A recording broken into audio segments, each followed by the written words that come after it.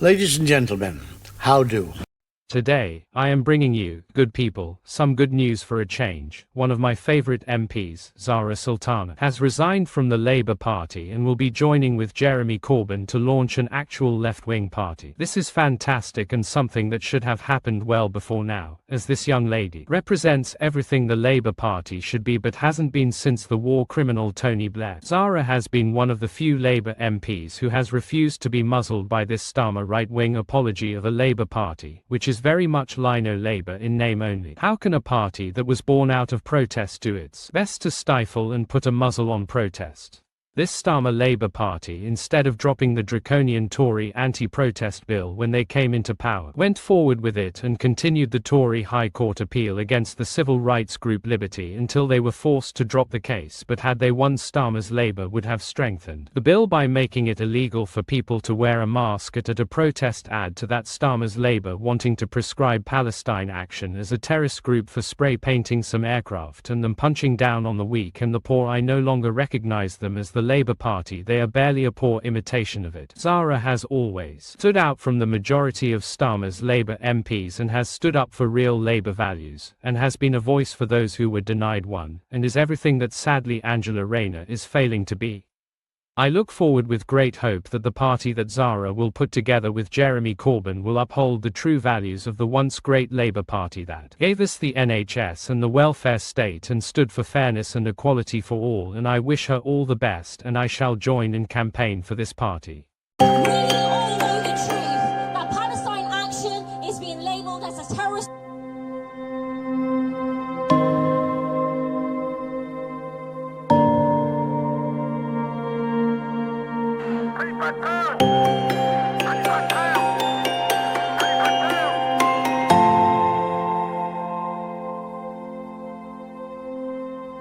And this isn't just an attack on Julian like so many others have said already.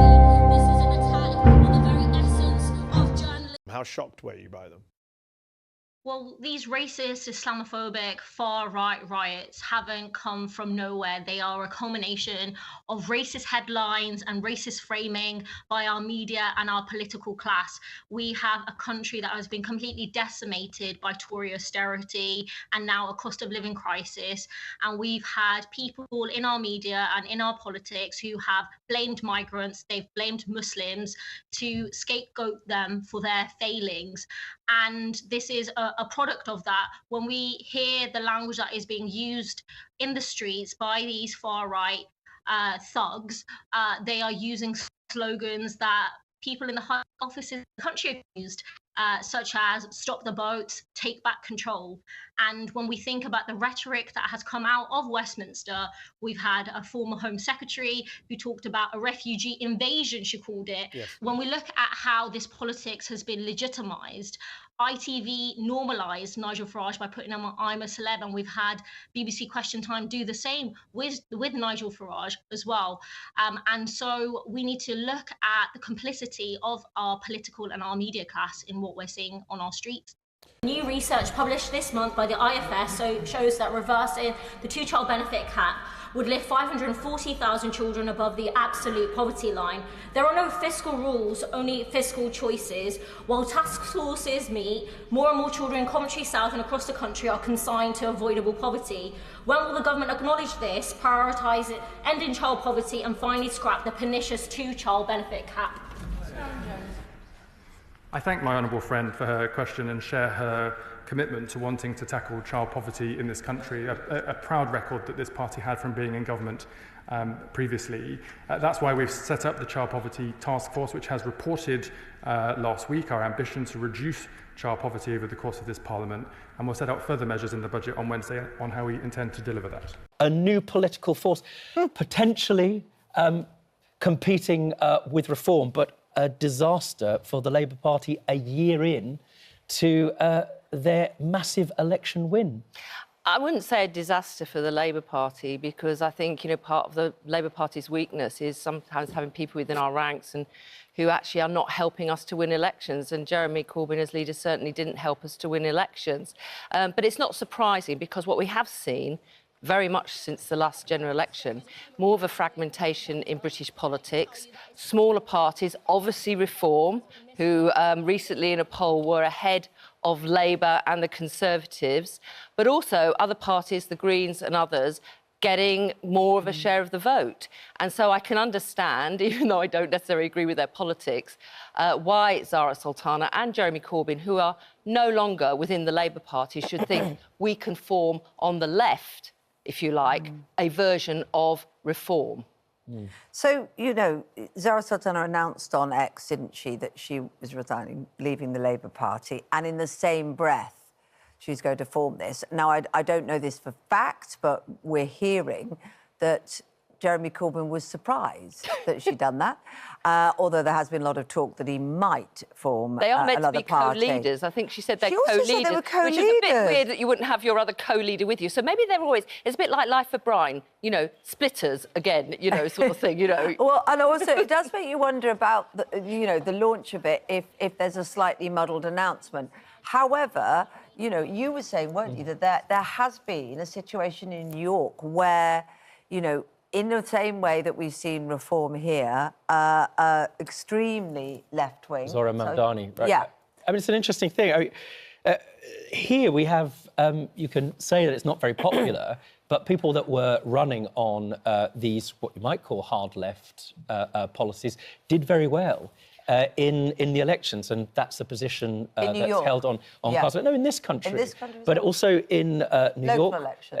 Yeah. Right. No, but also in New York, we now have somebody who is about to win the mayoralty, who is a self-declared hard left socialist. And the point is that he seems to have clear and unequivocal policies. It's not about management consultancy.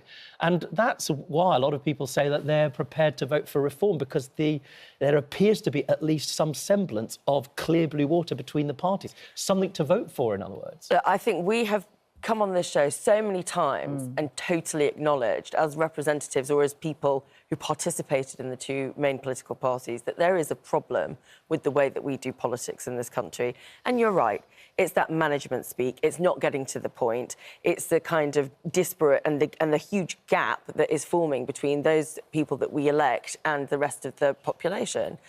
I don't think that that is something that we would dispute.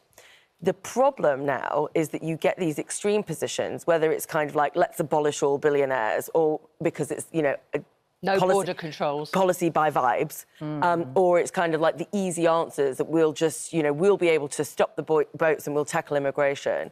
And you have all these people who are trying to gain these tiny little bits of support by taking quite extreme positions, but without really any sense of how to deliver it. Now, I know we're going to talk about Labour's first year.